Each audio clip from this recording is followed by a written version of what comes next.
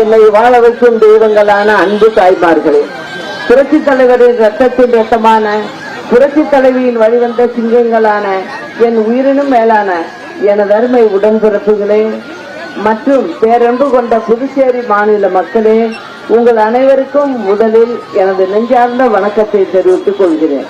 புதுச்சேரி மாநில வளர்ச்சிக்காகவும் இங்குள்ள மக்களின் நலனுக்காகவும் புதுச்சேரி மாநில சட்டமன்ற தேர்தலில் களம் காண்கிறோம். புரட்சி தலைவர் மற்றும் புரட்சி தலைவி அம்மா ஆகியோரின் பரிபூர்ண ஆசியோடு அனைத்திந்திய புரட்சி தலைவர் மக்கள் முன்னேற்ற கழகம் மற்றும் IFS அதிகாரி திரு சத்தியமூர்த்தி அவர்கள் தலைமையிலான செங்கோல் நீதி மக்கள் முன்னேற்ற கழகத்தோடும் மற்றும் மருத்துவர் ஐயா ராமதாஸ் அவர்கள் தலைமையிலான பாட்டாளி மக்கள் கட்சியோடும் இணைந்து போட்டியிடும் நிலையில் இந்த தேர்தலில் புரட்சி தலைவர் மற்றும் புரட்சி தலைவி அம்மா ஆகியோரின் பொற்கால ஆட்சியை அமைத்திடுவோம் என்பதை உறுதியோடு தெரிவித்துக் கொள்கிறேன். புதுச்சேரி மாநிலம் இன்றைக்கு முழுமையாக வளர்ச்சி பெறாத மாநிலமாக இருக்கிறது. முறையான சாலை வசதிகள் இல்லை, மக்களுக்கு நெருக்கடியான இடங்களில் தேவையான பாலங்கள் அமைத்து தரவில்லை. இந்த புதுச்சேரி மக்களை இங்கு உள்ள அரசாங்கம் கண்டுகொள்ளவே இல்லை. சட்ட ஒழுங்கு மிகவும் மோசமாக உள்ளது. இதில் தமிழ்நாட்டிற்கும் புதுச்சேரிக்கும் எந்தவித வித்தியாசமும் இல்லை.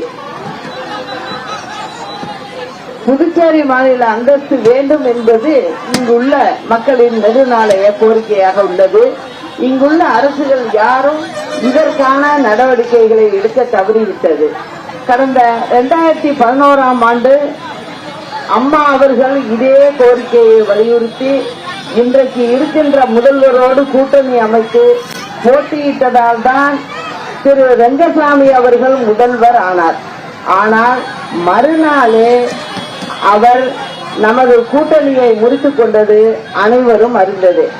அன்றைக்கு நாம் ஆட்சியில் பங்கு பெற்று இருந்தால் இன்றைக்கு கண்டிப்பாக புதுச்சேரிக்கு மாநில அந்தஸ்து கிடைத்திருக்கும்.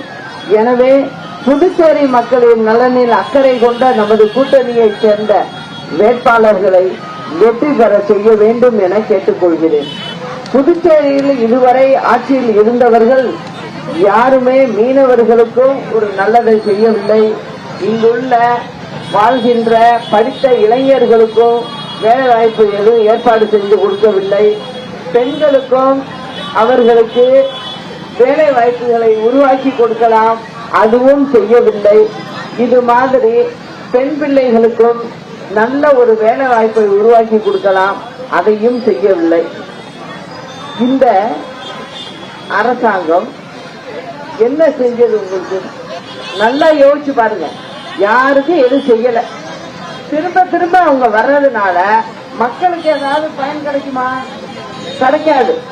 அதனால ஒரு புதிய கூட்டணி அமைச்சு நாங்க வந்திருக்கோம். அதனால நிச்சயமா ஏற்கனவே நாங்க அம்மாவோட தமிழ்நாட்டில் ஆட்சி பண்ணியிருக்கோம். அங்க நடந்த ஆட்சியை பத்தி எல்லாம் உங்களுக்கு எல்லாம் நல்லா தெரியும். அம்மா எவ்வளவோ நல்லது செஞ்சிருக்காங்க. அதனாலதான் நான் இவங்களோட கூட்டணி வச்சு அமைச்சு இந்த தேர்தலை சந்திக்கிறோம். காரணம் வேற ஒண்ணும் இல்ல, உங்களுக்கு நல்லது செய்யணும். நாங்க 8 கோடி மக்கள் உள்ள தமிழ்நாட்டுக்கு நிறைய நாங்க அம்மா செஞ்சிருக்காங்கிறது உங்களுக்கு எல்லாருக்கும் தெரியும். ஆனா இங்க 9.5 லட்சம் மக்கள் தொகை தான் இந்த மாநிலத்துல இருக்கு. இதுக்கே எதுவும் செய்ய முடியலைன்னா அந்த அரசாங்கம் இருந்தா என்ன போனா என்ன, தேவையில்லையே. அதனாலதான் சொல்றேன், நீங்க எல்லாரும் ஒட்டுமொத்தமா இந்த எங்க கூட்டணிக்கு நீங்க வாக்களிக்கணும். அததான் உங்கள்கிட்ட நான் கேட்டுக்கிறேன். இங்கு சத்தியமூர்த்தி அவர்கள் இங்கு வேட்பாளர் இருக்கிறாரு. அவருக்கு நீங்க வைரம் சின்னத்துல வாக்களிக்கணும் அப்படிங்கறத கேட்டுக்கிறேன். நீங்க நல்லபடியா நீங்க வாக்களிச்சீங்கன்னா எல்லாரும் வருவாங்க. பணம் கொடுக்குறேன், அது கொடுக்குறேன், இது கொடுக்குறேன்னு சொல்லுவாங்க. அதெல்லாம் நம்பி தயவு செய்து ஏமாறாங்க. உங்களுக்கெல்லாம் ஒரு நல்ல எதிர்காலம் இருக்கு. நிச்சயம் நாங்க அதை செய்வோம். உங்க வீட்டு பிள்ளைங்களுக்கு ஒரு நல்ல வேலை வாய்ப்பை ஏற்படுத்தி கொடுவோம். இது எல்லாமே நாங்க செய்வோம்.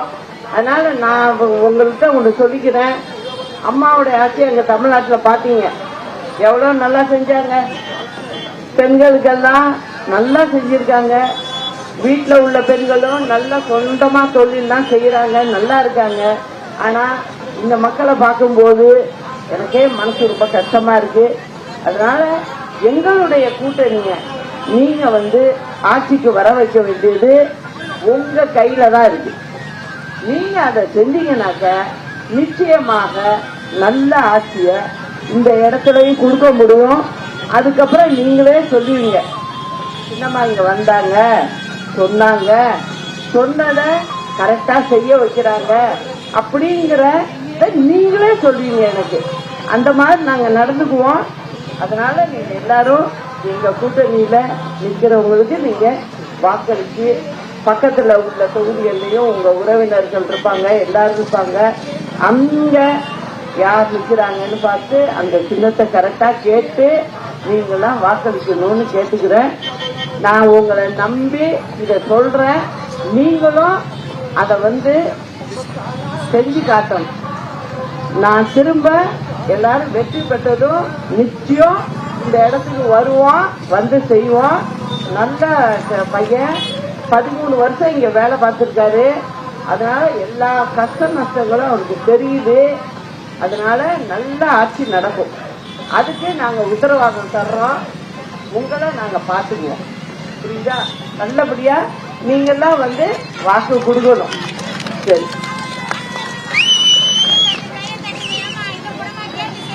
நிச்சயம் நாளை நமது வெற்றி நிச்சயம். அண்ணா நாமம் வாழ்க, புரட்சி தலைவர் நாமம் வாழ்க, புரட்சி தலைவி அம்மா நாமம் வாழ்க. நன்றி, வணக்கம்.